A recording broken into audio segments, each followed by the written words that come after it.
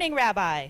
Hi, Amber. Lishana Tova. Thank you so much for having me. Happy New Year to you too, Rabbi. How is the planning for High Holy Days going so far? Okay, here's what I'll say.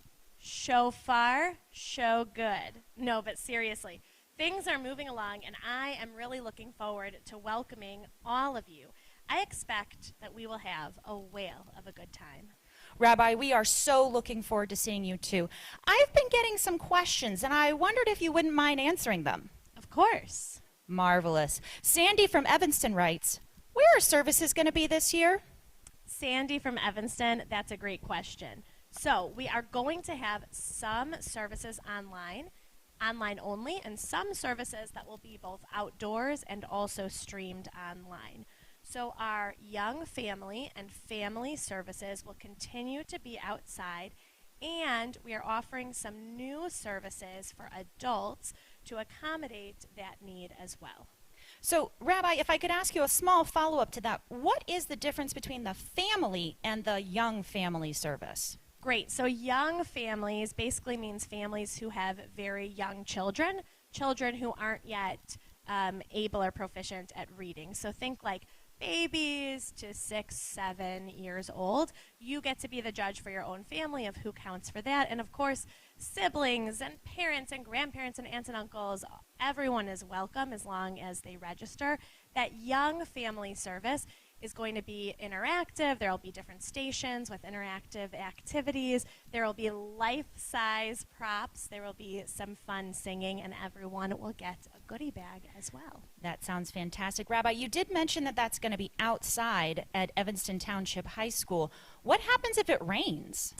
Interesting. So if it rains, here's our plan. We have tents. So you'll be sitting in a tent, and you'll be covered from the rain, or if there's some intense sunshine, you'll be covered from that as well.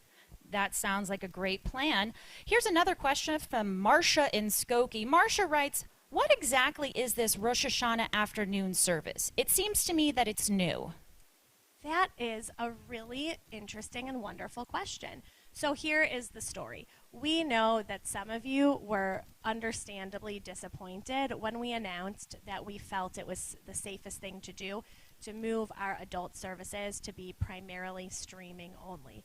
So we have created some additional opportunities for adults to gather together in person outside. One will be on Rosh Hashanah, and one will be on Yom Kippur. So this Rosh Hashanah service is indeed new. It's taking place at 2 o'clock p.m., and you could think of it as like the spiritual highlights of Rosh Hashanah. So we will sing and pray Unatana Tokef.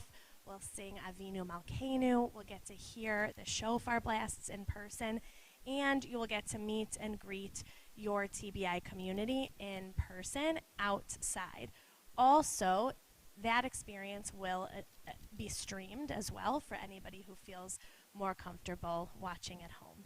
Wonderful. Rabbi, are there also plans for Yom Kippur for an adult outdoor experience? Absolutely. So on Yom Kippur, our Ne'ilah service, which is the very last service of the day on Yom Kippur, will also be taking place outside at ETHS in that same courtyard under tents.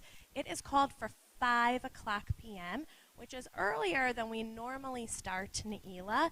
Also, shouldn't be more than a 45-minute service. Same kind of idea. It's a chance for us to be together in person as we close out the High Holy Days. Wonderful. Michael from Evanston would like to know if we need our High Holy Day prayer books, our Machzorim, for the adult services outside.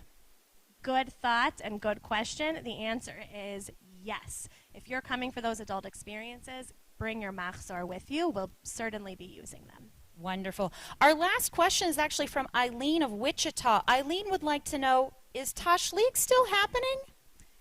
Yeah, of course Tashlich is still happening. Tashlich will be happening at 2 o'clock p.m.